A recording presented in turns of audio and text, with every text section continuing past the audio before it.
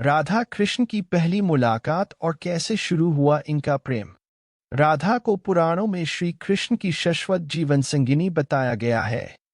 ब्रह्मवैवर्त पुराण में बताया गया है कि राधा और कृष्ण का प्रेम इस लोक का नहीं बल्कि पारलौक है। सृष्टि के आरंभ से और सृष्टि के अंत होने के बाद भी दोनों नित्य गोलोक में वास करते हैं।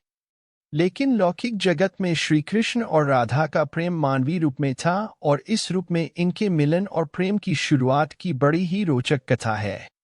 एक कथा के अनुसार देवी राधा और श्री कृष्ण की पहली मुलाकात उस समय हुई थी जब देवी राधा 11 माह की थी और भगवान श्री कृष्ण सिर्फ एक दिन के थे। मौका था श्री कृष्ण का जन्मोत्सव।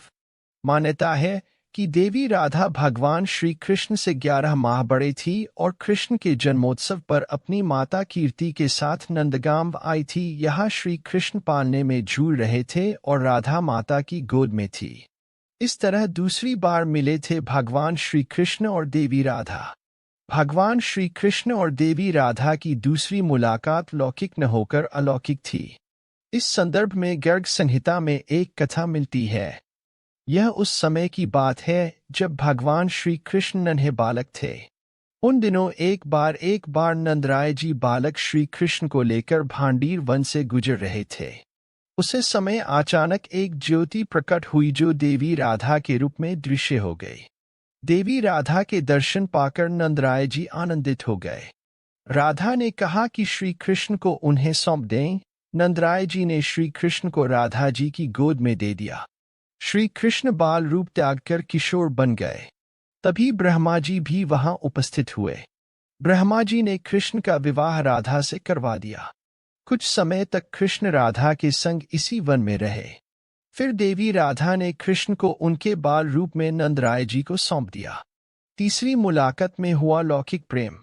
राधा कृष्ण की लौकिक मुलाकात और प्रेम की शुरुआत संकेत नामक स्थान से माना जाता है।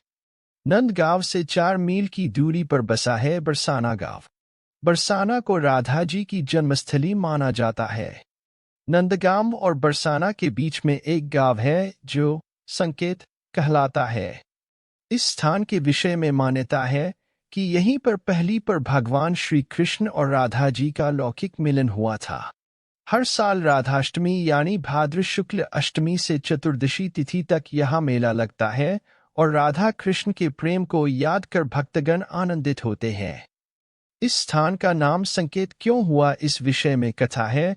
जब श्री कृष्ण और राधा के पृथ्वी पर प्रकट होने का समय आया तब एक स्थान निश्चित हुआ जहां दोनों का मिलना तय हुआ। मिलन का स्थान संकेतिक था इसलिए यह संकेत कहलाया।